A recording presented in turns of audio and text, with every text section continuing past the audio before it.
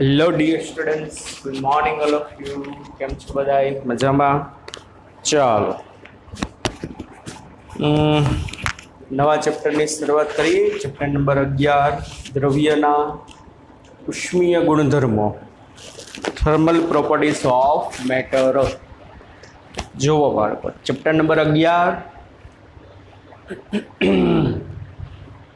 Thermal property, chapter number 12 thermodynamics, chapter number 13 KTG kinetic theory of gases. હકીકતે જો તો ત્રણેય ચેપ્ટર થર્મોડાયનેમિક્સના જ એક રીતે કહેવાય.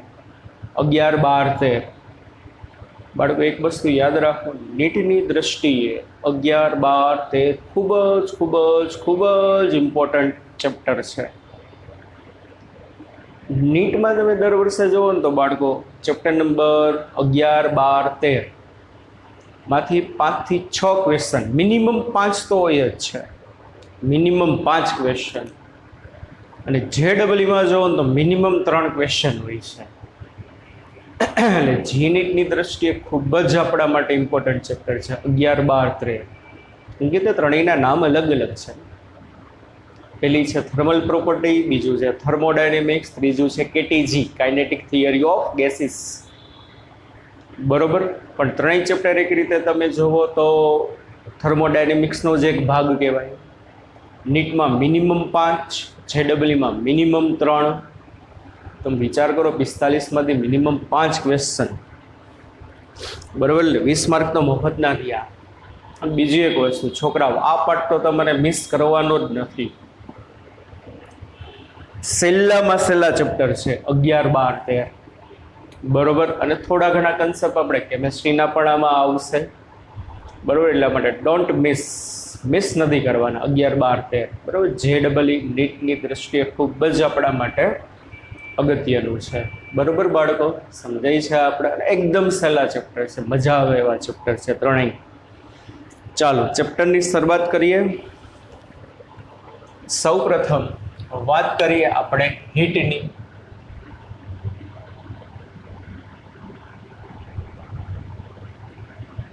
હીટ એટલે ઉષ્મા. બરોબર, હીટ.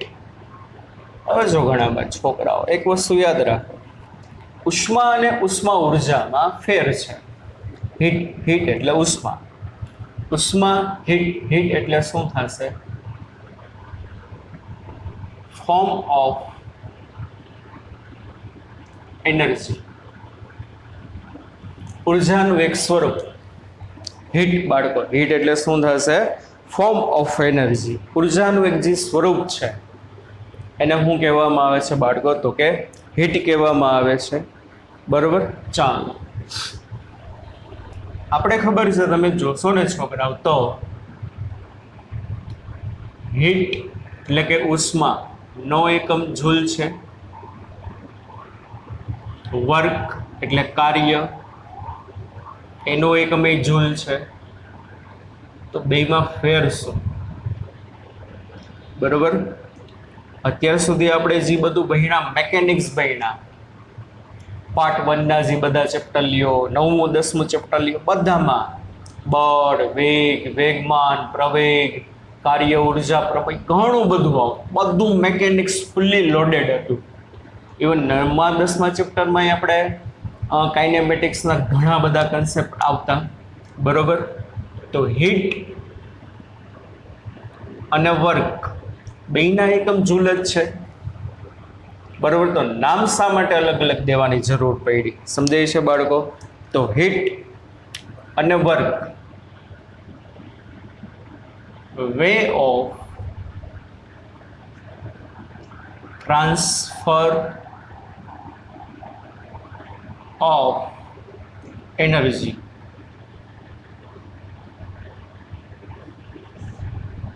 હીટ કયો કે વર્ક કયો? એટલે શું થશે બાળકો? Way of transfer of energy, ઉર્જાનું એક જગ્યાએથી બીજી જગ્યાએ સ્થાનાંતરણ કરવાની જે રીત જે છે, ઉર્જાનું એક જગ્યાએથી બીજી જગ્યાએ જે સ્થાનાંતરણ કરવાની જે રીત છે એને હીટ અથવા તો વર્ક કહેવાય. પણ વર્ક જે છે એ જી છે એક પ્રકારની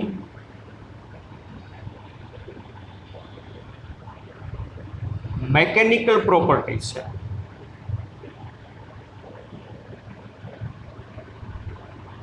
અને હીટ જી છે નોન મેકેનિકલ. એ વળી હું વર્ક એટલે શું? ઉર્જાનું એક જગ્યાએથી બીજી જગ્યાએ સ્થાનાંતર કરવાની રીત. અને હીટ એ ઉર્જાનું એક જગ્યાએથી બીજી જગ્યાએ સ્થાનાંતર કરવાની રીત.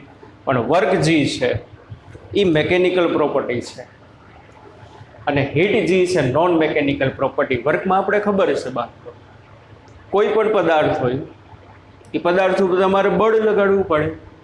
બળ લાગે એને પરિણામે સ્થાનાંતર થાય, એને પરિણામે એમાં ગતિ ઉર્જા આવશે.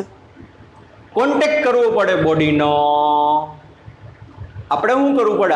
આપણે પદાર્થ ઉપર બળ લગાડી, અથવા કોઈ પણ મશીન બીજા મશીન ઉપર અથવા કોઈ પદાર્થ ઉપર બળ લગાડે અને એ બળને કારણે એનું ડિસ્પ્લેસમેન્ટ થાય, સ્થાનાંતર થાય અને એ પદાર્થ ઉર્જા મેળવે. તો પદાર્થને ઉર્જા મેળવી બાળકો બળ લગાડવાથી એનું સ્થાનાંતર થયું. એ મેકેનિકલ પ્રોપર્ટી કહેવાય. જ્યારે હીટ જી છે નોન મેકેનિકલ છે. કોઈ પણ પદાર્થ ઉપર બળ લગાડ્યા વગર, કોઈ પણ પદાર્થ ઉપર બળ લગાડ્યા વગર જો તમે એને ઉર્જા આપો ને, બરોબર, એને શું કહેવામાં આવશે? તો કે હીટ કહેવામાં આવે. વર્ક અને હીટ બેને યુનિટ સમજે, જુલ. પણ વર્ક જી છે બાળકો, હજી એક વખત રિપીટ કરું છું, મેકેનિકલ પ્રોપર્ટી છે. હીટ જી છે બાળકો નોન મેકેનિકલ પ્રોપર્ટી છે. સમજાય છે કે નહીં? કોઈ પણ પદાર્થ ઉપર બળ લગાડો, સ્થાનાંતર થાય તો પદાર્થને ઉર્જા મળે છે. જ્યારે હીટ એટલે શું? કોઈ પણ પદાર્થ ઉપર બળ લગાડ્યા વગર. કેવી રીતે? બધું ખબર જ છે તમને, અને આપણે જોશું જ આજે આગળ હમણાં. કોઈ પણ પદાર્થ ઉપર બળ લગાડ્યા વગર, એનું સ્થાનાંતર થયા વગર એની જે ઉર્જા મળે એને બાળકો શું કહેવામાં આવે? હીટ કહેવામાં આવશે. બરોબર? હમણાં આપણે જે સમજીએ હીટ વિશે થોડું ઘણું, એટલે આ બે વચ્ચેનો ડિફરન્સ સમજ્યા. હવે ટેમ્પરેચર.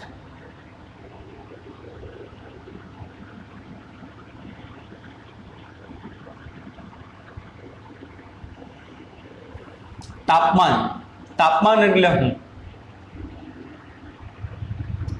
કોઈ પણ પદાર્થની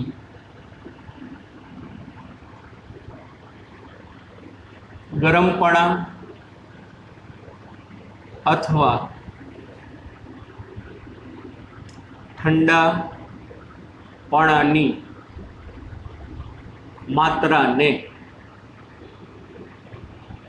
તાપમાન કહે છે. એક સિમ્પલ ડેફિનેશન છે ટેમ્પરેચરની, કે કોઈ પણ પદાર્થની ગરમપણાની માત્રા અથવા તો ઠંડાપણાની માત્રાને તમે શું કહો છો? તો કે ટેમ્પરેચર કહેવામાં આવે. ગેસ ઉપર તમે કોઈ પણ પાણી મૂક્યું હોય અને તમે એમાં આંગળી નાખીને બહાર કાઢો તો તમે સામેવાળાનું કે ભાઈ એ પાણીમાં આંગળી ના ડૂબાડતો, એનું તાપમાન વધુ છે. સાયન્ટિફિક ભાષામાં વાત કરો ને તો દાજી જાશો. કોઈ પણ પદાર્થની ગરમપણાની માત્રા, આંગળી ડૂબાડો છો તો તમે કહેશો કે ભાઈ હા ભાઈ, ભાઈ પાણીમાં આંગળી ના નાખતો, તારી આંગળી દાજી જશે. ગરમપણાની માત્રા છે. ફ્રીજમાંથી કોઈ પણ પાણી ડૂબાડ્યું ને અંદર તમે આંગળી ડૂબાડો, ફ્રીજમાંથી પાણીની બોટલ કાઢીને તમે અંદર આંગળી ડૂબાડો, મજા આવે. ઠંડાપણાની માત્રા. તો કોઈ પણ પદાર્થની ગરમપણાની માત્રા અને ઠંડાપણાની જે માત્રા હોય અને સિમ્પલ ભાષામાં શું કહેવામાં આવે? ટેમ્પરેચર. કોઈ વસ્તુ તમને ગરમ લાગે છે તો આપણે એમ કહીએ છીએ કે આનું તાપમાન વધુ છે. કોઈ વસ્તુ તમને ઠંડી લાગે છે તો આપણે એમ કહીએ છીએ આનું તાપમાન ઓછું છે. એક આ ડેફિનેશન. બીજી, કોઈ પણ પદાર્થના દરેક અણુની ગતિ ઉર્જા અથવા તો ખાલી ઉર્જાને તે પદાર્થનું તાપમાન કહે છે. કોઈ પણ પદાર્થ, એ કોઈ પણ પદાર્થના દરેક અણુ જે છે એ દરેક અણુઓની જે ગતિ ઉર્જા હશે, જે કાઇનેટિક એનર્જી હશે, બરોબર, એને તે પદાર્થનું શું કહેવામાં આવે? તાપમાન કહેવામાં આવે. આ ચેપ્ટરમાં જ બાળકો આપણે આગળ આવશે. તાપમાન અને ઉર્જા વચ્ચેનો સંબંધ. શેના વચ્ચેનો સંબંધ? તાપમાન અને ઉર્જા વચ્ચેનો સંબંધ. કોઈ પણ પદાર્થના દરેક અણુની જે રેન્ડમલી જે મોશન હશે, એની જે કાઇનેટિક એનર્જી હશે, એને શું કહેવામાં? ટેમ્પરેચર કહેવામાં. સિમ્પલ વસ્તુ છે બાળકો. પાણી ઠંડુ હોય, પાણીને તમે ગેસ ઉપર મૂકો છો એટલે એને ઉર્જા મળે છે, અને પરિણામે એનું તાપમાન વધે છે, આપણે એમ કહીએ છીએ. પણ પાણીના અણુઓની અસ્તવ્યસ્ત ગતિ વધી જશે. કોઈ પણ વાયુ હોય, વાયુને તમે ગરમ કરશો, થોડું ઘણું આ બધું કેમિસ્ટ્રીમાં આવી જ ગયું છે. કોઈ પણ વાયુ હશે, વાયુને તમે ગરમ કરશો, કોઈ બંધ પાત્ર હોય એમાં પિસ્ટન ઉપર ફિટ કરી દીધો હોય, એ વાયુને તમે હીટ આપો તો હીટ આપશો તો શું થશે? અને અણુઓની અસ્તવ્યસ્ત ગતિ વધી જાય. એ જ કીધું. What is temperature? Temperature is average kinetic energy of the each molecule of the matter. કોઈ પણ પદાર્થના દરેક અણુની ગતિ ઉર્જાને શું કહેવામાં આવે? એનું બાળકો ટેમ્પરેચર કહેવામાં આવે. શું કહેવામાં આવે? ટેમ્પરેચર. સમજાય છે કે નહીં? ગરમ કરો, ઠંડા પાડો તો શું થાય? ઠંડા પાડો તો એના અણુઓની અસ્તવ્યસ્ત ગતિ ધીમી પડે. અણુઓની અસ્તવ્યસ્ત ગતિ ધીમી પડી મતલબ એની કાઇનેટિક એનર્જી ઘટી, મતલબ એનું ટેમ્પરેચર ઘટ્યું. આ ચેપ્ટરમાં જ આપણે આગળ આવશે. તાપમાન અને ઉર્જા વચ્ચેનો સંબંધ મેળવશું. અત્યારે જસ્ટ આપણે ડેફિનેશન જોઈએ છીએ. રેડી બાળકો? આ સમજાણું કે નહીં? હીટ એટલે શું આપણે જો ફીલ કરીએ, દાખલા તરીકે બે પદાર્થ છે. આ પદાર્થ એ ના પદાર્થ બી. પદાર્થ એનું ટેમ્પરેચર છે 100 ડિગ્રી સેલ્સિયસ. પદાર્થ બીનું ટેમ્પરેચર છે 50 ડિગ્રી સેલ્સિયસ. સમજાય છે કે નહીં? હવે આવડો આ જે પદાર્થ છે એના જે બધા અણુઓ હશે, 3 અણુઓ આપણે ધ્યાનમાં લઈએ, એ બધા શું કરતા હશે? ઝુમ ઝુમ ઝુમ ઝુમ ઝુમ ઝુમ ઝુમ ઝુમ વાઇબ્રેટ થતા હશે. 100 ડિગ્રી સેલ્સિયસ ટેમ્પરેચર શું કરતા હશે? ઝુક ઝુક ઝુક ઝુક ઝુક ઝુક ઝુક ડોલનો કરતા હશે. સામે 50 ડિગ્રી સેલ્સિયસ તાપમાને આ પદાર્થના બધા અણુઓ શું થતા હશે? તો કે વાઇબ્રેટ થતા હશે. ઝુમ ઝુમ ઝુમ ઝુમ ઝુમ ઝુમ. પણ 100 ડિગ્રી વાળો જે પદાર્થ છે, એ 100 ડિગ્રી વાળા પદાર્થના અણુઓનું જે વાઇબ્રેશન હશે, ઝુમ ઝુમ ઝુમ ઝુમ ઝુમ ઝુમ ઝુમ ઝુમ ઝુમ ઝુમ ઝુમ ઝુમ ઝુમ ઝુમ ઝુમ, આના કરતા કેવું હશે? વધુ હશે. એના અણુઓની જે કાઇનેટિક અને ઝક ઝક ઝક ઝક ઝક ઝક ઝક ઝક ઝક ઝક ઝુક ઝુક ઝુક ઝુક ઝુક વધુ હશે. જ્યારે આના પદાર્થના અણુની કાઇનેટિક ઝંગ ઝંગ ઝંગ ઝંગ ઝંગ ઝંગ ઓછી હશે. કેમ? Vote is temperature? એના દરેક અણુની ગતિ ઉર્જા અને એનું તાપમાન કહેવાય. આનું તાપમાન ઓછું છે એટલે એના અણુઓની વાઇબ્રેશન ઓછી હશે. આનું તાપમાન વધુ એટલે એના અણુઓનું વાઇબ્રેશન કેવું હશે? તો કે વધુ હશે.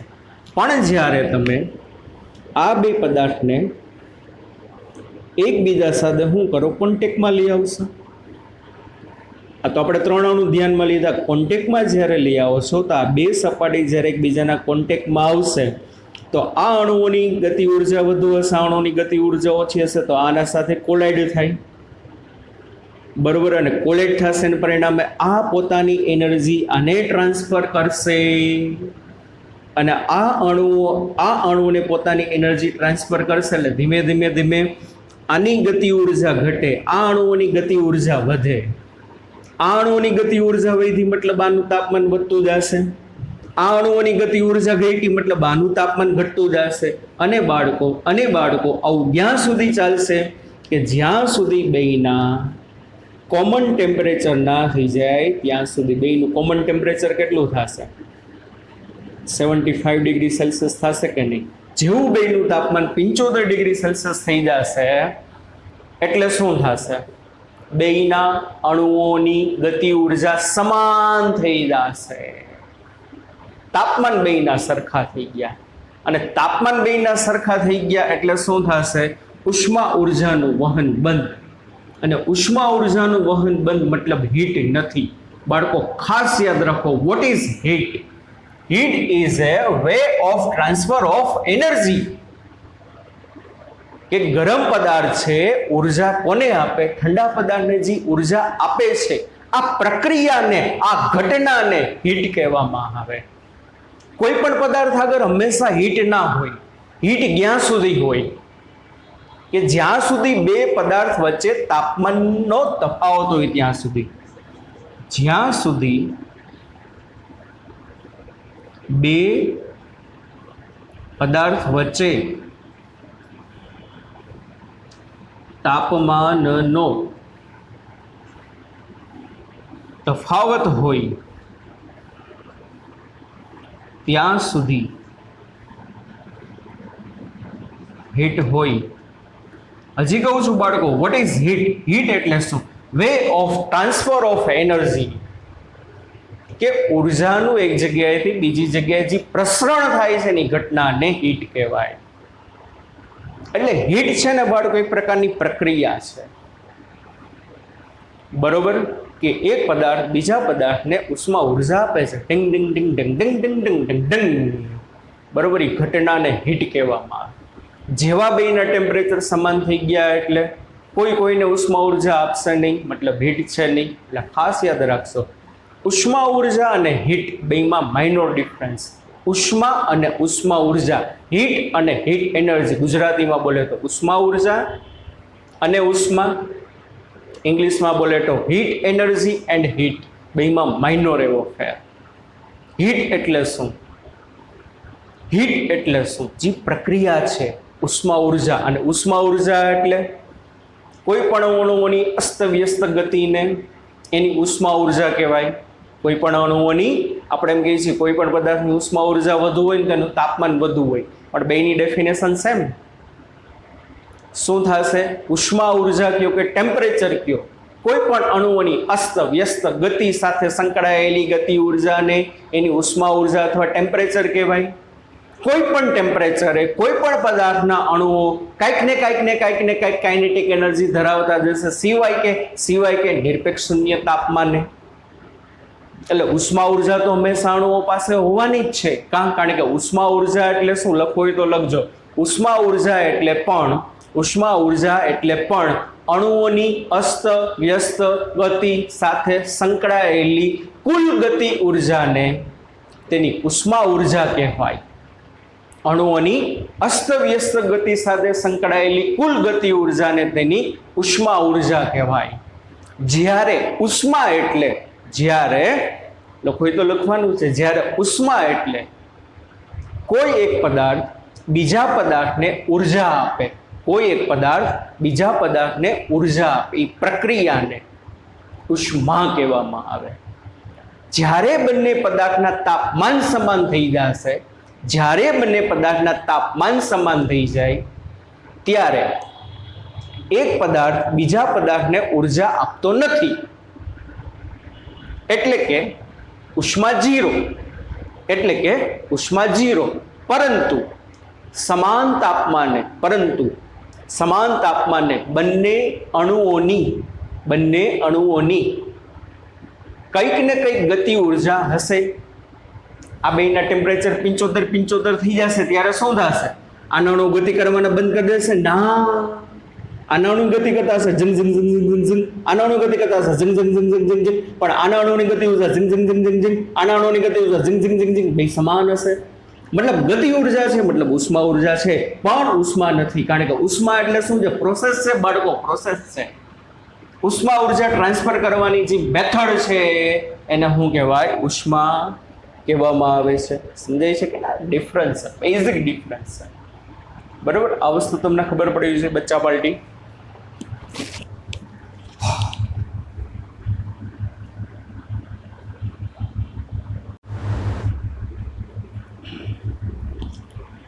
આગળ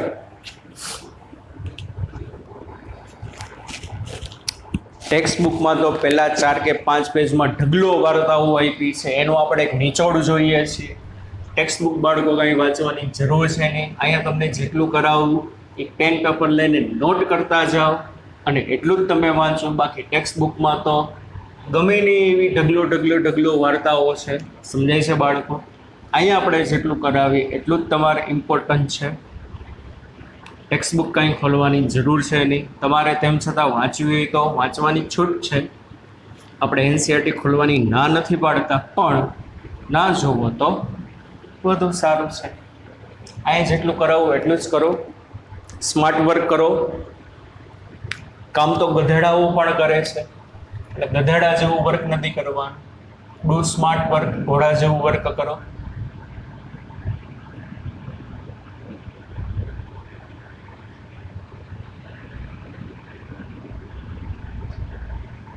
થર્મોમેટ્રી શું વાત છે બાળકો? થર્મોમેટ્રી. થર્મોમેટ્રી એટલે શું?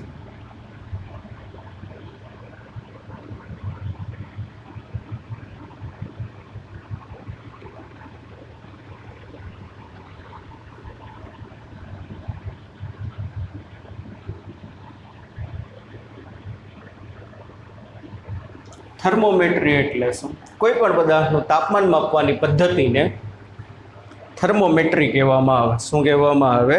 કોઈ પણ પદાર્થનું તાપમાન માપવાની પદ્ધતિને શું કહેવામાં આવે? થર્મોમેટ્રી કહેવામાં આવે. હવે બાળકો તમને મોટાભાગે ખબર જ છે, મોટે ભાગે ડે ટુ ડે યુઝમાં આપણે 3 સ્કેલનો ઉપયોગ કરીએ છીએ તાપમાન માપવા માટે: સેલ્સિયસ સ્કેલ, ફેરેનહીટ સ્કેલ અને કેલ્વિન સ્કેલ.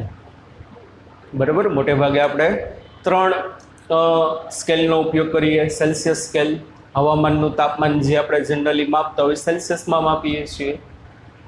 પછી બોડીનું જે ટેમ્પરેચર, ડૉક્ટર આગળ જે થર્મોમીટર જનરલી આપણે ફેરોમીટરમાં માપીએ છીએ.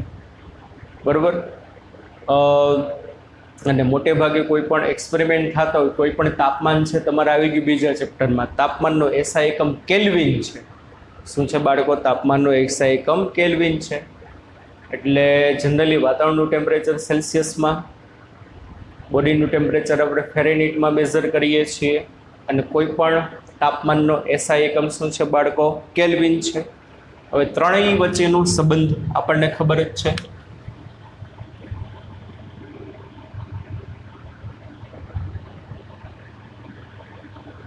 Boiling point. કયો પોઈન્ટ? તો કે બોઇલિંગ પોઈન્ટ ઓફ વોટર, અથવા તો એને સ્ટીમ પોઈન્ટ પણ કહેવામાં આવે છે. અને મેલ્ટિંગ પોઈન્ટ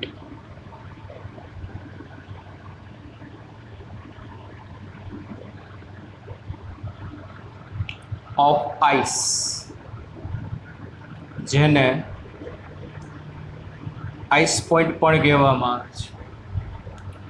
પાણી જે તાપમાને ઉકળવા માંડે એને બોઇલિંગ પોઈન્ટ, ઉત્કલન બિંદુ, અને બરફ જે તાપમાને પીગળે એને ગલન બિંદુ. અને આપણને ખબર છે બાળકો, સેલ્સિયસમાં જે બોઇલિંગ પોઈન્ટ છે કેટલો છે? 100 ડિગ્રી સેલ્સિયસ. અને મેલ્ટિંગ પોઈન્ટ જે છે બાળકો કેટલા ડિગ્રી છે? 0 ડિગ્રી સેલ્સિયસ છે. ફેરેનહીટમાં તમે જુઓ બાળકો, આ યાદ જ રાખવાનું છે. મેલ્ટિંગ પોઈન્ટ જે છે 32 ફેરેનહીટ છે, અને બોઇલિંગ પોઈન્ટ જે છે 212 ફેરેનહીટ છે. અને કેલ્વિનમાં બાળકો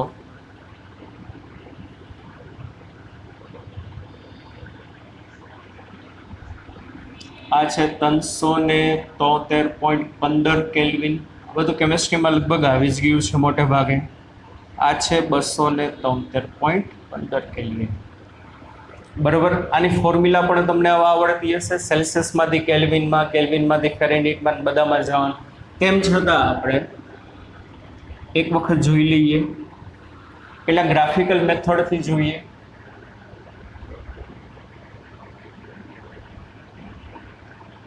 સાવ ઇઝી છે.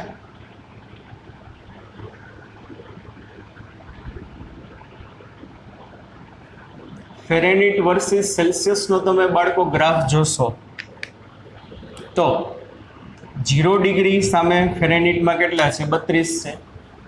એટલે સેલ્સિયસમાં બાળકો કેટલા? 0. ત્યારે ફેરેનહીટમાં કેટલા આવશે? 32 આવશે. સેલ્સિયસમાં જ્યારે 100 થશે ત્યારે ફેરેનહીટમાં 212 આવશે. એટલે ફેરેનહીટ સ્કેલ આ માની લ્યો 212 ત્યારે સેલ્સિયસમાં કેટલા હશે? 100 ડિગ્રી. ચાલો આ પોઈન્ટનો મતલબ શું? સેલ્સિયસમાં 100 છે, ફેરેનહીટમાં 212. આ પોઈન્ટનો મતલબ શું? સેલ્સિયસમાં 0, ફેરેનહીટમાં 32. આ બે પોઈન્ટને આપણે જોડી દઈએ. A અને B સમજાય છે? ફેરેનહીટમાં 212, સેલ્સિયસમાં 100, સેલ્સિયસમાં 0, ફેરેનહીટમાં 32. આ બે પોઈન્ટને આપણે જોડી દઈએ.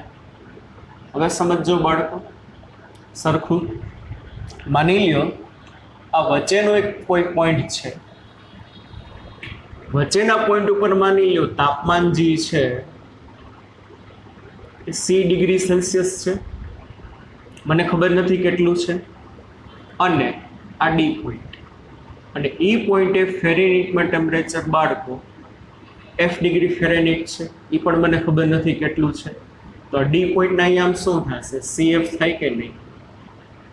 એ તો ખબર પડે છે. સિમ્પલ ગણિત છે. x આમ C, y આમ F. એ પોઈન્ટે સેલ્સિયસમાં 0, ફેરેનહીટમાં 32. બી પોઈન્ટે સેલ્સિયસમાં 100, ફેરેનહીટમાં 212. વચ્ચેનો મેં એક પોઈન્ટ લીધો. એ પોઈન્ટે સેલ્સિયસમાં કેટલું ટેમ્પરેચર છે આઈ ડોન્ટ નો. મારે સેલ્સિયસ અને ફેરેનહીટ વચ્ચેનો સંબંધ જોઈએ છે. આપણે ગ્રાફ ઉપરથી જોઈ લઈએ. તો માની લ્યો ડી પોઈન્ટે જે છે તાપમાન સેલ્સિયસમાં C ડિગ્રી છે અને ફેરેનહીટમાં કેટલું છે? F છે. બરોબર? હા કે ના? સમજાય છે કે નહીં? અને આવડું આવી તમે જોશો ને બાળકો તો in figure triangle ADE and triangle ABC are similar.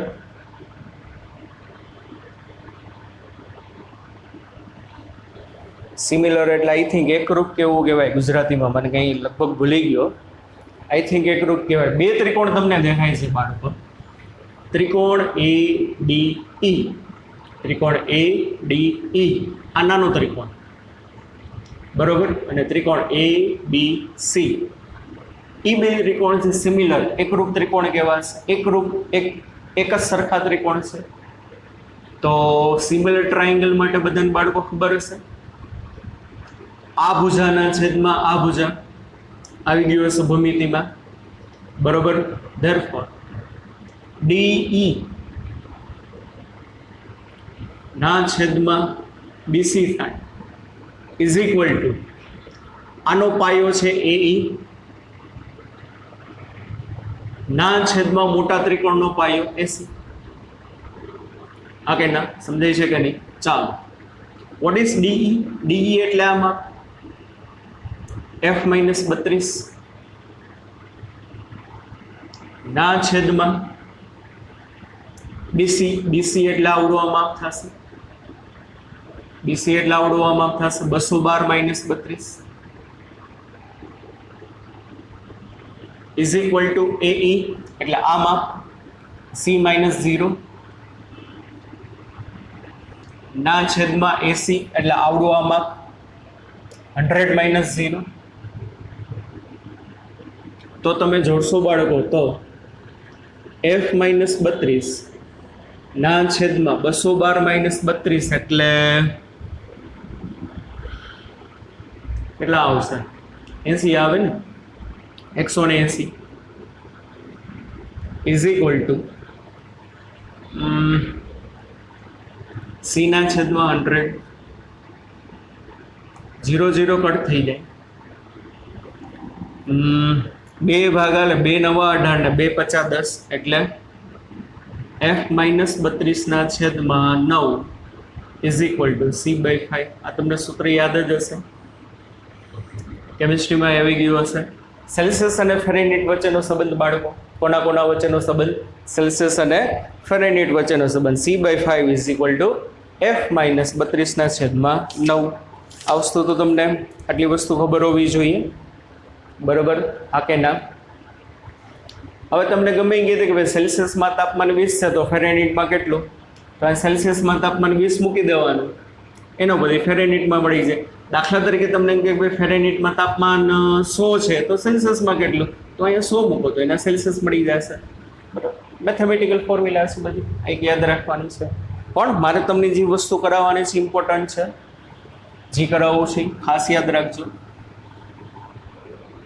Very important thing is that here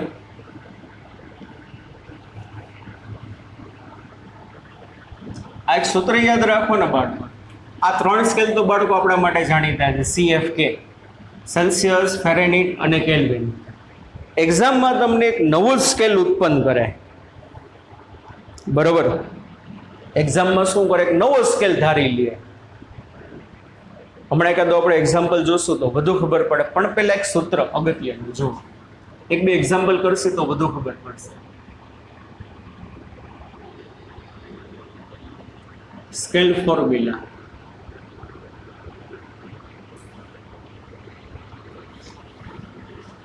scale ફોર્મ્યુલામાં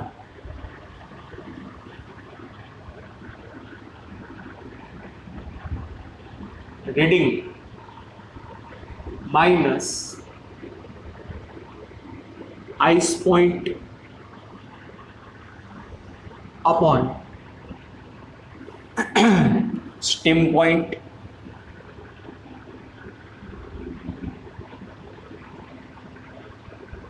minus ice point is equal to constant.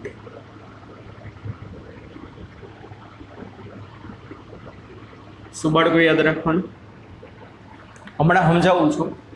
Reading minus ice point upon steam point minus ice point is equal to constant. હવે દાખલા તરીકે તમારે, અને આપણે ઘણી વખત એમ બોલી, તમારો બોઇલનો નિયમ આવતો P1 V1 બરાબર P2 V2, પણ એનામાં આપણે શું લખી, PV બરાબર અચળ. શું લખી બાળકો, PV બરાબર અચળ. તો PV બરાબર અચળ મતલબ P1 V1 બરાબર P2 V2. દાખલા તરીકે બાળકો આપણે સાતેથી સમીકરણ અહીંયા આવતું AV બરાબર અચળ, તો AV બરાબર અચળ મતલબ A1 V1 બરાબર A2 V2. તો મારે જે કમ્પેરિઝન કરવાની થાય સેલ્સિયસ અને ફેરેનહીટની, તો શું થશે જો રીડિંગ. હવે સેલ્સિયસમાં બાળકો કેટલું ટેમ્પરેચર છે મને ખબર છે નહીં, એટલે અહીંયા હું સેલ્સિયસ માટે આપણે પહેલાં માપક્રમ લઈ. તો સેલ્સિયસ માટે દાખલા તરીકે સેલ્સિયસમાં જે સી, પણ સેલ્સિયસમાં બાળકો આઈસ પોઈન્ટ કેટલો 0 ના છેદમાં સેલ્સિયસમાં સ્ટીમ પોઈન્ટ કેટલાનો બાળકો 100 -0. હવે સેલ્સિયસની મારે કમ્પેરિઝન બાળકો ફેરેનહીટ આરે કરવી છે, તો હમણાં જે સૂત્ર હતું એ જ આવી જશે. તો ફેરેનહીટમાં રીડિંગ શેમાં લેવાનું, ફેરેનહીટ માઇનસ ફેરેનહીટમાં જે આઈસ પોઈન્ટ હશે બાળકો તમારો કેટલો હશે 32 ના છેદમાં ફેરેનહીટનો સ્ટીમ પોઈન્ટ કેટલો 212. આ તો યાદ રહેવું જ જોઈએ, -32. હા કે ના, સમજાય છે કે નહીં? હવે તો કોન્સ્ટન્ટ છે PV બરાબર કોન્સ્ટન્ટ, તો P1 V1 બરાબર P2 V2. તો આ reading minus ice point upon steam minus ice point is equal to constant. તો લખાઈશું C minus ice point 100 minus ice point is equal to F minus 32 ના છેદમાં 212 -32. બાળકો તમે આની કેલ્વિન હારે પણ કમ્પેરિઝન કરી શકો. PV બરાબર અચળ એનો મતલબ શું, P1 V1 બરાબર P2 V2 બરાબર P3 V3 બરાબર બરાબર બરાબર બરાબર PN VN. AV બરાબર અચળ એનો મતલબ શું, A1 V1 બરાબર A2 V2 બરાબર બરાબર બરાબર AN VN. N આડછેદ માટે લખી શકો P1 V1 બરાબર P2 V2 બરાબર PN VN. N પરિસ્થિતિ માટે તમે લખી શકો, બરોબર. તો આમાં કોઈ પણ સ્કેલની તમે કમ્પેરિઝન કરી શકો, કોઈ પણ સ્કેલની કમ્પેરિઝન થશે. તો કેલ્વિનમાં જોતો હોય તો અહીંયા રીડિંગ કેલ્વિનમાં, તો કેલ્વિન માઇનસ કેલ્વિનનો આઈસ પોઈન્ટ 273.15 ના છેદમાં કેલ્વિનનો સ્ટીમ પોઈન્ટ 373.15 માઇનસ પાછો આઈસ પોઈન્ટ 273.15. તો હવે આમાં તમે હમણાં મેં એક સૂત્ર જોયું હતું સી અને એફ વચ્ચેનું, તો હવે જો આ બેની તમે કમ્પેરિઝન કરી શકો અને આ બેની પણ તમે કમ્પેરિઝન કરી શકો, હા કે ના? તો આ બેની કમ્પેરિઝન કરો તો c ના છેદમાં 100 is equal to f minus 32 ના છેદમાં 180. તો હમણાં આપણે જે સૂત્ર જોયું તો એ જ આવ્યું, c ના છેદમાં 5 is equal to f minus 32 ના છેદમાં 18. હા કે ના? બરોબર. c અને કેલ્વિન વચ્ચેની પણ તમે કમ્પેરિઝન કરી શકો. તો c ના છેદમાં 100 is equal two kelvin minus 273.15 ના છેદમાં 100. આની બાદ બાકી 100 કેન્સલ, એટલે c is equal two k minus 273.15. therefore k is equal two c plus 273.15. આ તમને ખબર જ છે, સેલ્સિયસમાંથી કેલ્વિનમાં કેવી રીતે જવાય? 273.15 એડ કરવા પડે. એમ કે 0 ડિગ્રી સેલ્સિયસ બરાબર કેટલા કેલ્વિન? તો 273.15 કેલ્વિન. 100 ડિગ્રી સેલ્સિયસ બરાબર કેટલા કેલ્વિન? 173.15 કેલ્વિન. તો ખબર જ છે સી અને કે વચ્ચેનો. આના પરથી તમે એફ અને કે વચ્ચેનું પણ બાળકો રિલેશન મેળવી શકો. એટલે આ વસ્તુ અગત્યની, જ્યારે ભૂલી જાવ ત્યારે આ વસ્તુ યાદ રાખો. Reading minus ice point upon steam point minus ice point. પણ અહીંયા સેલ્સિયસમાં હોય તો આ બધા સેલ્સિયસ માટે લખવાના, આ ફેરેનહીટમાં હોય તો આ બધું ફેરેનહીટ માટે, આ કેલ્વિનમાં હોય તો આ બધું કેલ્વિન માટે. ફેરેનહીટ અને કેલ્વિન વચ્ચેનું રિલેશન f માઇનસ 32 ના છેદમાં 212 માઇનસ 32 એટલે 180 ઇઝ ઇક્વલ ટુ કે માઇનસ 273.15 ના છેદમાં 100. રેડી? આવી ગયું. એટલે 3 સૂત્ર મળ્યા. એફ કે વચ્ચેનો સંબંધ, કેસી વચ્ચેનો સંબંધ અને સીએફ વચ્ચેનો સંબંધ. રેડી બાળકો? એટલું સમજાણું. વા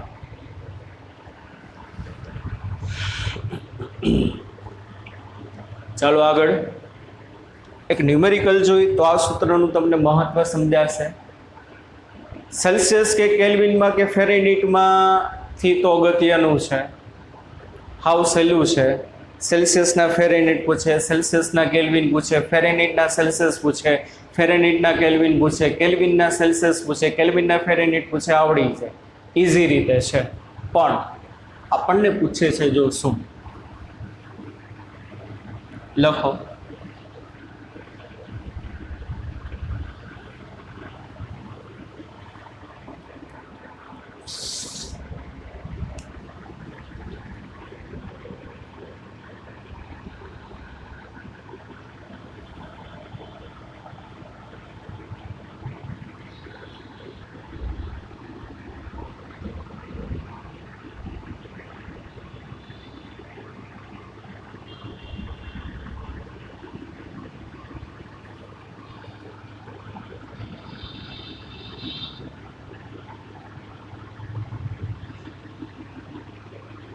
ફોર હ્યુમરસ સ્કેલ એક યાદચ્છિક માપક્રમમાં એવી કલ્પના કરી.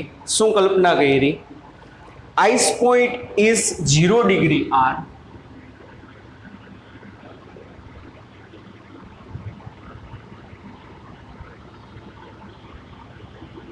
એટલે કે યાદચ્છિક માપક્રમ લઈ લીધો. એ યાદચ્છિક માપક્રમમાં બરફનું ગલનબિંદુ 0 ડિગ્રી આર લીધું. તમને પૂછે સેલ્સિયસ માપક્રમમાં બરફનું ગલનબિંદુ શું? તો તમે 0 ડિગ્રી સેલ્સિયસ લખો. એમ કે ફેરેનહીટ માપક્રમમાં બરફનું ગલનબિંદુ શું? તો તમને 32 ડિગ્રી ફેરેનહીટ લખો. એમ કે કેલ્વિન માપક્રમમાં બરફનું ગલનબિંદુ શું? તો તમે 273.15 કેલ્વિન લખો. સમજાય છે કે નહીં? તો એ રીતે એક યાદચ્છિક સ્કેલ લઈ લીધો. એ યાદચ્છિક સ્કેલમાં આઈસ પોઈન્ટ એટલે બરફનું ગલનબિંદુ 0 ડિગ્રી આર છે and steam point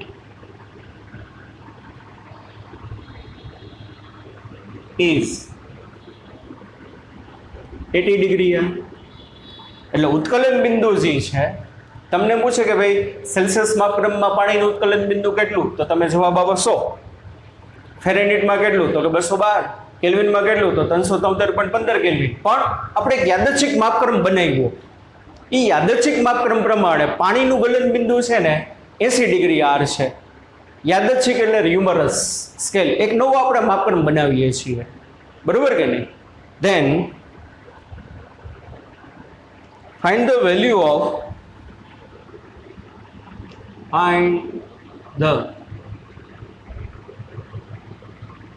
value of 20 degree Celsius in form of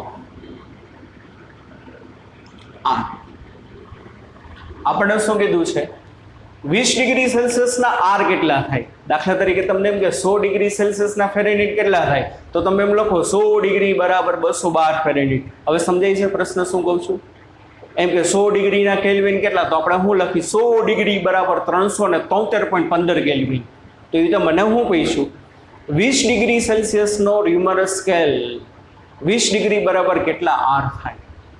તો સિમ્પલ બાળકો હવે આ ફોર્મ્યુલાનો ઉપયોગ કરવાનો. ગમે એ તમને દાખલો આવડે, ગમે એ નેટમાં એમસીક્યુ આવડે, જીમાં એમસીક્યુ આવે ને આવડી જાય. Reading minus ice point upon steam point minus ice point is equal to constant. ચાલો કરો.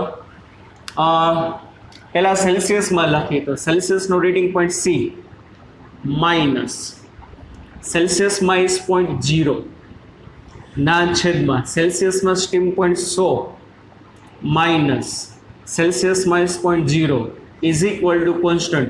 હવે ર્યુમરસ સ્કેલમાં લખી, ર્યુમરસ સ્કેલમાં રીડિંગની બદલે આર, પણ ર્યુમરસ સ્કેલમાં આઈસ પોઈન્ટ ગીવન 0 દીધો છે ના છેદમાં ર્યુમરસ સ્કેલમાં સ્ટીમ પોઈન્ટ કેટલો દીધો છે તમને 80 માઇનસ 0. થઈ ગયો દાખલો પૂરું.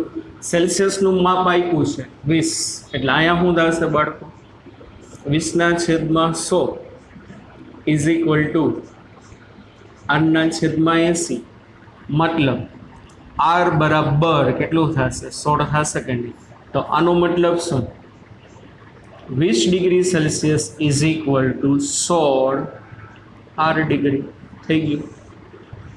હા કે ના? સમજાય છે કે નહીં? આ વસ્તુ એક ઇમ્પોર્ટન્ટ આપણા માટે આ ફોર્મ્યુલા. બરાબર બાળકો? સમજાવવાનું આટલું. ચાલો એક નાની એવી વસ્તુ જોઈ લઈએ, એ તમને ખબર જ હશે લગભગ. તો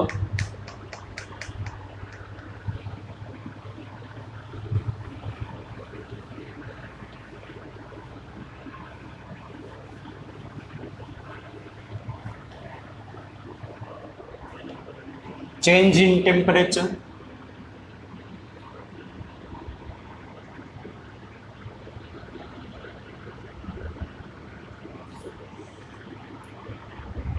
ચેન્જ ઇન ટેમ્પરેચર જુઓ બાળકો, તમે જોશો ને તો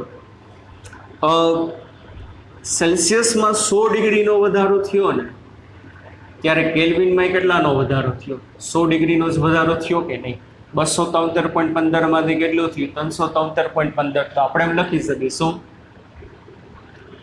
100 degree Celsius change is equal two 100 kelvin change. સમજાય છે કે નહીં? હવે તમને એમ કે ભાઈ સેલ્સિયસમાં તમે તાપમાનમાં 10 ડિગ્રીનો વધારો કરો તો કેલ્વિનમાં 10નો જ વધારો થાય. કારણ કે સેલ્સિયસમાં 100 જેટલું વધ્યું તો સામે કેલ્વિનમાં 100 જેટલું. આને આમે લખાય 100 cancel. 1 degree Celsius change in Celsius is equal two 1 kelvin change. હા કે ના? સમજાય છે કે નહીં? સેલ્સિયસમાં 1નો વધારો થાય છે તો સામે કેલ્વિનમાં કેટલાનો વધારો થાય છે? 1નો ચેન્જ છે. પછી સેલ્સિયસ અને ફેરેનહીટ વચ્ચે જુઓ તો શું થાય?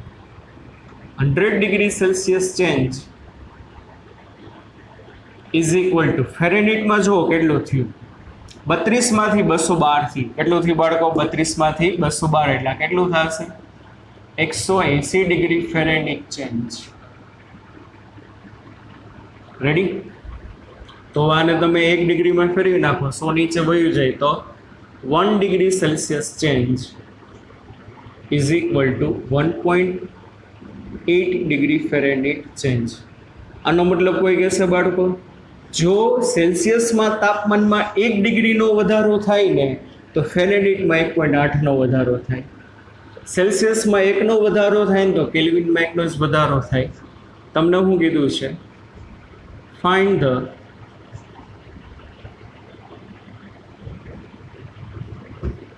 change in Celsius and find the change in Kelvin and Fahrenheit if temperature is rise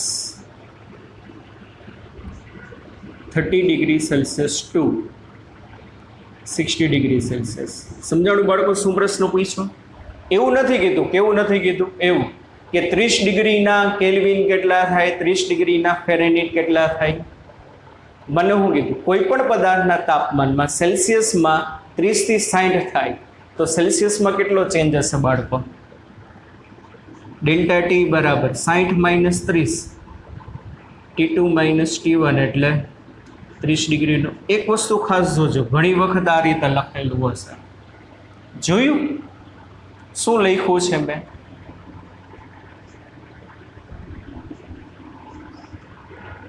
આ બેમાં છે ને બાળકો હાથી ઘોડાનો ફેર.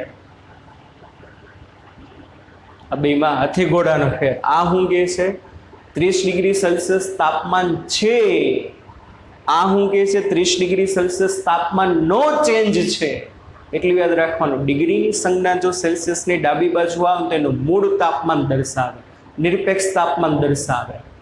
ડિગ્રીની સંજ્ઞા જો સીની જમણી બાજુ આવે તો એનો ચેન્જ દર્શાવે. એટલે ઘણી વખત આ રીતે પણ લખેલું હશે. એટલે ખાસ યાદ રાખજો. આ શું દર્શાવે? મૂળ તાપમાન. આટલું છે. અને આ શું દર્શાવે? ફેરફાર. શું દર્શાવે બાળકો? આ ફેરફાર. તો 30 ડિગ્રીનો ચેન્જ છે તો ચાલો મારે શેમાં જોઈએ છે? સેલ્સિયસમાં ને ફેરેનહીટમાં. સોરી, સેલ્સિયસમાં 30નો ચેન્જ હોય તો ફેરેનહીટમાં કેટલો અને કેલ્વિનમાં કેટલો? કેલ્વિન માટે તો એ જ થાય, કારણ કે કેલ્વિન માટે શું રિલેશન છે? 1 degree Celsius is equal two 1 kelvin. જો ચેન્જની બદલે મેં અહીંયા સંજ્ઞા જમણી બાજુ લખી છે, અહીંયા ગુજરાતીમાં ઇંગ્લિશમાં લખ્યું તો એટલા માટે અહીંયા છે. તો સામે શું થશે? 30 ડિગ્રીનો ચેન્જ. કેલ્વિનમાં કેટલો? તો કે 30 કેલ્વિનનો થશે. પણ ફેરેનહીટમાં બાળકો 1 degree Celsius change in Celsius is equal to 1.8 Fahrenheit. 1 degree સેલ્સિયસનો જો ફેરફાર થાય તો ફેરેનહીટમાં 1.8નો. મારે તો કેટલાનો ફેરફાર થયો છે? 30નો. તો ફેરેનહીટમાં કેટલો? તો ફેરેનહીટમાં આન્સર 30 ગુણ્યા 1.8, 8 તેરીને 18 તેરી 54 એટલે 54 ડિગ્રીનું ફેર. આનો મતલબ શું? કોઈ પદાર્થના તાપમાનમાં 30 ડિગ્રીનો વધારો થાય ને તો કેલ્વિનમાં 30નો જ વધારો થાય. પણ કોઈ પણ પદાર્થના તાપમાનમાં 30 ડિગ્રી સેલ્સિયસનો વધારો થયો ને તો ફેરેનહીટમાં 54 ડિગ્રીનો વધારો કહેવાય. કેટલાનો વધારો કહેવાય બાળકો? 54 ડિગ્રીનો. રેડી? આ ટેમ્પરેચર વિશેની, હીટ વિશેની બધી બેઝિક માહિતી છે આ લેક્ચરમાં બાળકો. સમજાય છે? આટલું તમારે યાદ રહેવું જોઈએ. બાકી બુકમાં તો ઘણું બધું વાર્તાઓ આપેલી છે, નહીં વાંચો તો ચાલશે. બસ આટલું કરો એટલે મોર ધેન ઇનફ છે. બાકી એમાં બોઇલના નિયમનો ઘણો બધો ઉલ્લેખ કરેલો છે, જે તમારો ઓલરેડી કેમેસ્ટ્રીમાં આવી ગયું છે. અને પાછું આપણે કેટીજીમાં પણ આવશે. 13મું ચેપ્ટર છે કાઇનેટિક થિયરી ઓફ ગેસીસ. બરોબર બાળકો? ચાલો આજના લેક્ચરમાં આટલું રાખીએ. બાકીનું નેક્સ્ટ લેક્ચરમાં જોશું. ત્યાં લગી bye bye, take care, C you, ધ્યાન રાખજો.